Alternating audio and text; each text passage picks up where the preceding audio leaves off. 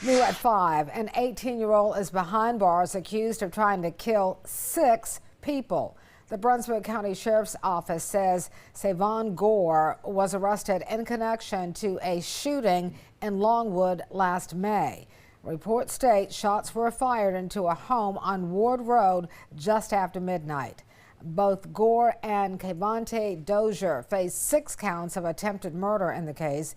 Dozier was arrested last October and is also accused of stealing a car in connection to the shooting.